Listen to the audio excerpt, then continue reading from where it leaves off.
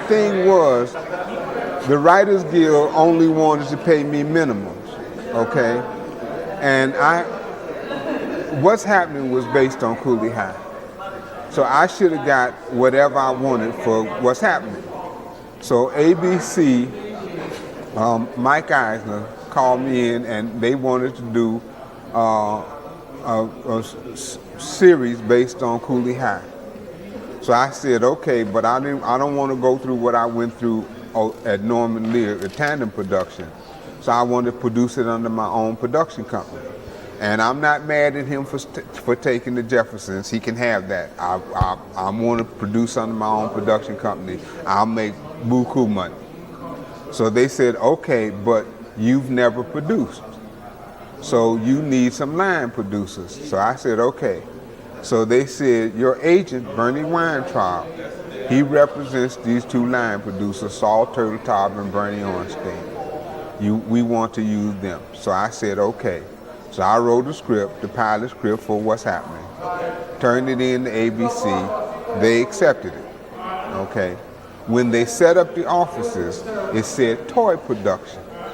And I was like, who the hell is toy production? Turtletop and Ornstein had gone out and formed a company with Bud York and Norman Lear's partner. ABC had signed to do the show with that company, and my agent, Bernie Weintraub, had negotiated the deal, all behind my back. And these are the same Ornstein, Weintraub that did Sanford and Son. Yeah. Seasons. So I went to the Writers Guild, and the Writers Guild was into, okay, we can get you minimums. Because I had proof that I created Good Times, that I created George and Louisa the Jeffersons, that I created What's Happening. Just by the sheer fact that you created those characters entitled you to pay me. Even if you didn't work on the Jeffersons series, right, the fact right, that you created those characters right. entitled you. Okay. So, but Norman Lear hadn't put my name on the credits at all, and I had proof.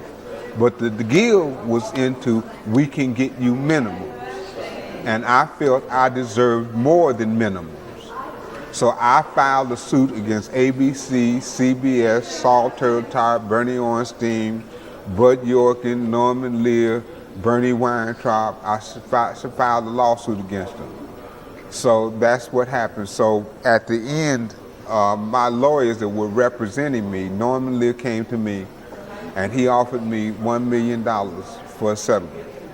And I said, for all those shows, no way. So the lawyers came to me and they said, look, take that money because you still have your suit against the networks and the others, but at least we'll get paid. So I said, okay. He offered me $1 million at one point at Good Times, so I said, okay. So when the papers came down, all the defendants were listed. So I said, I didn't agree to this. They said, either you take this or we're walking off the case. This was 1 week before the statute of limitations ran out. I went all over Los Angeles looking for lawyers to represent me. I had the evidence and everything, okay? No lawyer in that town would take my case.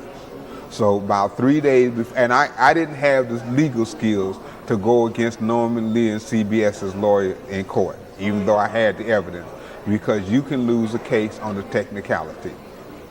Okay. So this is the consequence of standing up for yourself. And that was the consequence. And none of this. Is the DVDs are still in circulation. I know. The show is still. Cosby too. The actors don't make money either. Yeah, I know. It's just. Yeah. Norman Lear is a racist, a hypocrite, a thief, and a liar. Okay. Now the LA Times wouldn't print that, but I'll state it emphatically that that's what he is. He's a racist, he's a hypocrite, he's a thief, and he's a liar.